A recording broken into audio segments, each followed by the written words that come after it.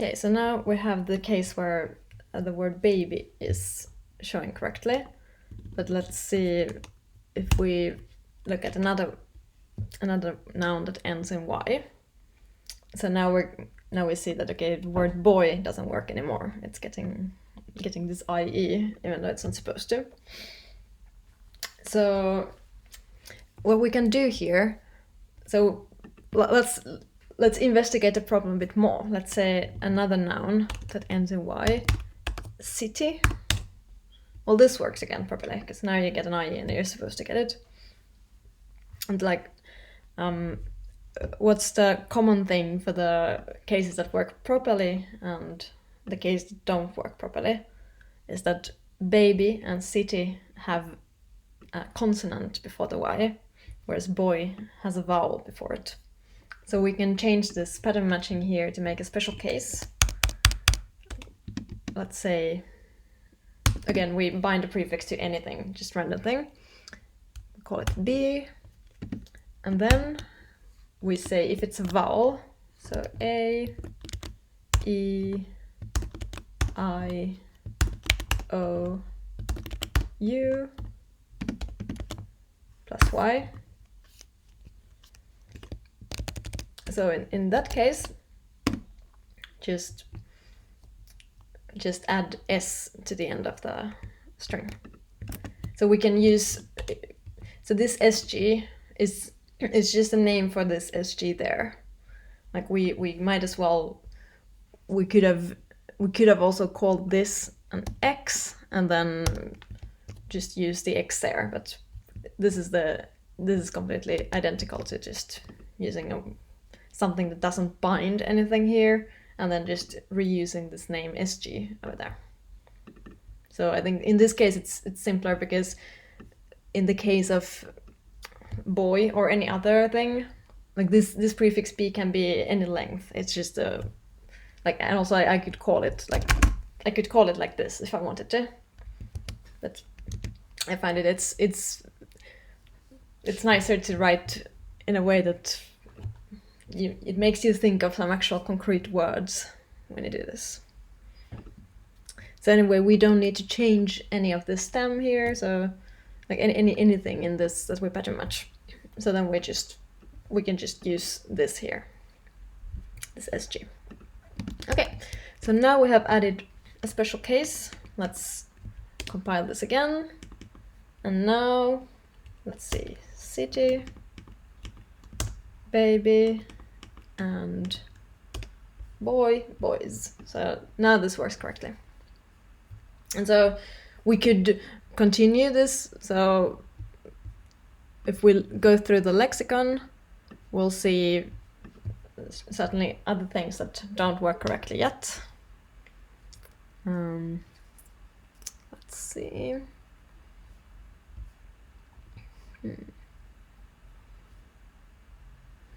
Yeah, okay, so we have, for instance, we have nouns like woman, women in plural, and child, children.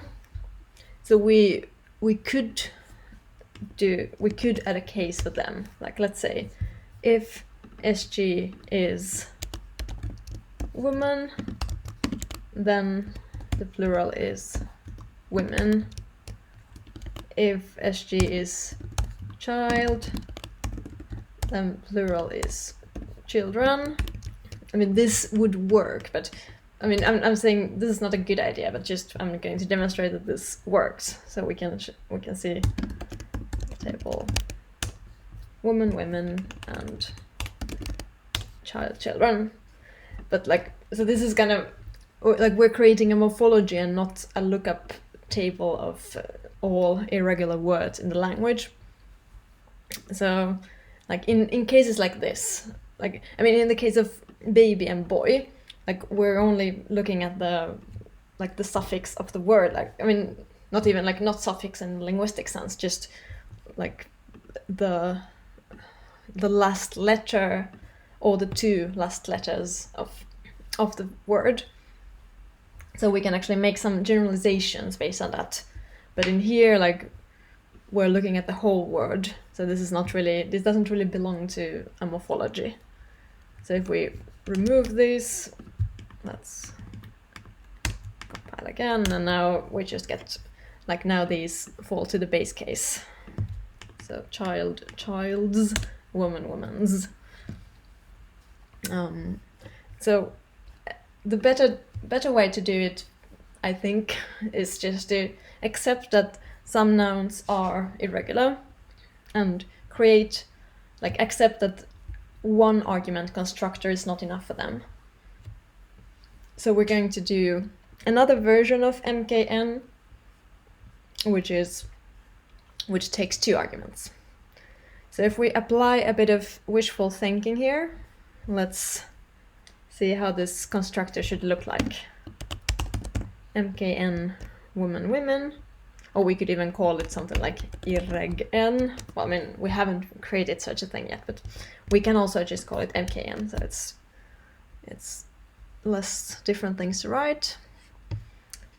And the same for here, child, children. So now this is not going to compile because it's saying that yeah, it's oh, the helpful error messages. Yeah, I was expecting it to tell us, I mean, you might be expecting it to tell you that, oh, a wrong number of arguments, like, you know, we know because we just made this error deliberately that MKN takes 1 argument and we're giving it 2. But instead it's saying a function type is expected for MKN woman instead of type S is a record with S number to string. So what's up here? Like, what's the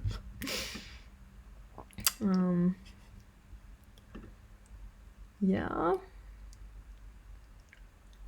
So, well, okay, I can I can tell you, but like, so I think, yeah, so it is like this MKN woman. So we know that MKN returns a noun. A noun is something that is not a function type. Okay, so, but here, if we apply this to 2 arguments, so in order to apply something to an argument, it needs to be a function. So this error message is basically telling us that in order for this expression, MKN woman, women, to make sense, this part, MKN woman, needs to be a function that expects a string as an argument. Like, I mean, this error message, you should just translate it in your mind that wrong number of arguments for the upper MKN. But yeah, I mean, these error messages are written for functional programmers, not for linguists. So unless the linguists are also functional programmers, like these are not written for people who are new to programming. That's my point. So yeah, it expects this expression to be a function, and you can translate it into it expects MKN to take 2 arguments. Okay, so now we know what this means. So how do we fix this? So so there's a way to overload operators, and I'm going to show you. So we write MKN equals overload, and so that's the first version. And yeah, let's do the end bracket for this overload. You can see, like, I hope you have an editor where it shows you matching brackets, because otherwise it's just completely It's terrible. So here we have the ending the overload. And now we want to create a version with 2 arguments. So we can start by copying this bit here. So we had first mkn that takes 1 string, which is the singular, and it gives you an inflection table where we construct the plural out of the singular. But in this case, if we have like completely irregular nouns, we're just going to accept that we give it both forms as an argument. So string to string to noun, and we can call them SG, PL,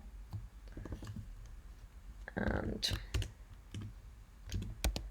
so now we create a table like this. Yeah, it's actually the same table, but the difference is that we didn't construct the PL out of SG, but we just got it. It was given to us in one of the arguments. So do we have the right amount of brackets? So let's see, this is the table. Like you see here, it underlines these 2. And now this is the record, and this is the overload. Yeah, but I think I'm not supposed to put a semicolon here. So let's see. Oh, syntax error! Yay! All right. Yes. So now I remember in the overload syntax there are a bit of restrictions here.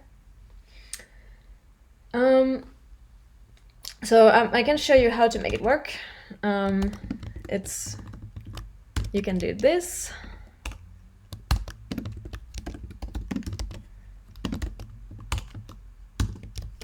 I think now it should work. Yes, but I'm going to show you another way, which is even more reusable. Because if you see what I have done here,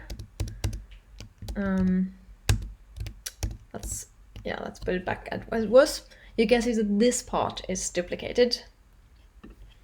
We have exact same table here, and if we want to make it nicer and like less duplicated code, we can do this thing. So let's make this our basic, like, so this is like the most basic operation. It takes 2 strings and returns a noun, and we can call it, let's call it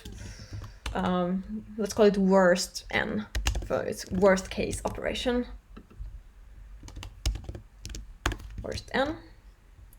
Okay, and now we can give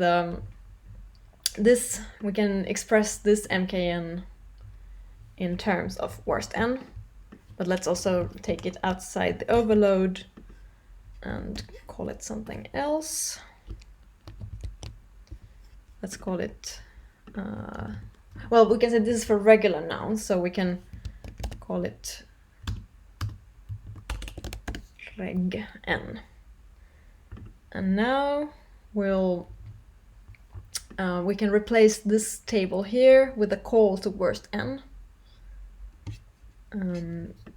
So let's remove, we can just show how it was first in worst n sgpl.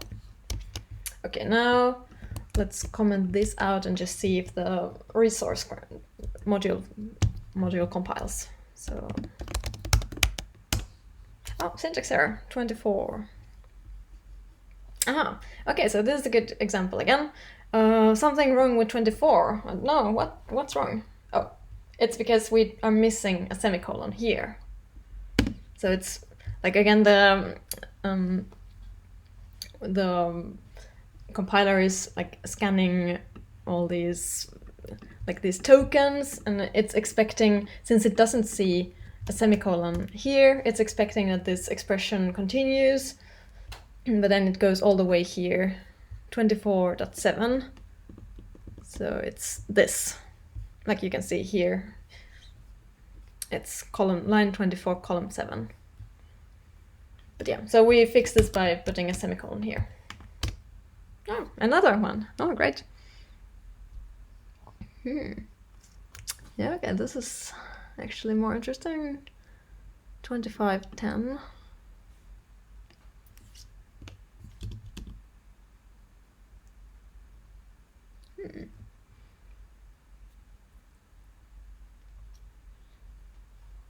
Oh, yeah, okay, I'm still missing something here. I'm actually missing the end of this bracket. So let's add. So this, here you see the brackets align. This is for the table, and this is for the record.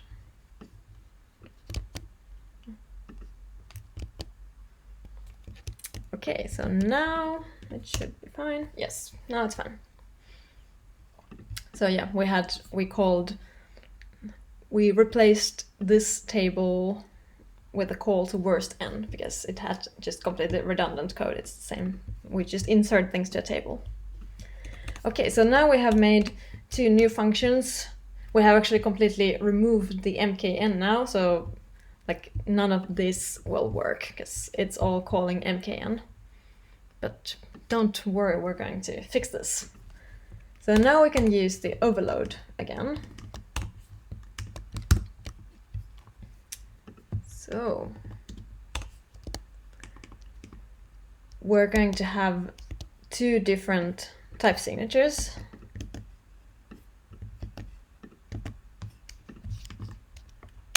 We're going to, and both of them are going to be called mkn, because this is like, that's the whole point. Like we can reuse the name. We can give the same name to functions of different type signatures. So now this doesn't work yet. We have just added the type signatures. So this is what we want to do, because if you remember what we're showing here, we're calling mkn for 2 strings and 1 string, and we want both of these to be correct. We could also just call this, worst n and the others reg n, but yeah, that's just exercise in making this, like, you know, like when the functions are called the same, then it's easy to just add more arguments. Like you only need to add a string here instead of also changing the string here. So that's basically the motivation. Okay, so now finally, let's do this thing. We're going to say that this mkn from 1 string to a noun is the regular reg n, and this mkn is worst n. Okay, let's see first if resource module compiles, and now, yes, microlung dummy compiles as well. So now we have reached our goal for this video. We can even check that these words inflect correctly.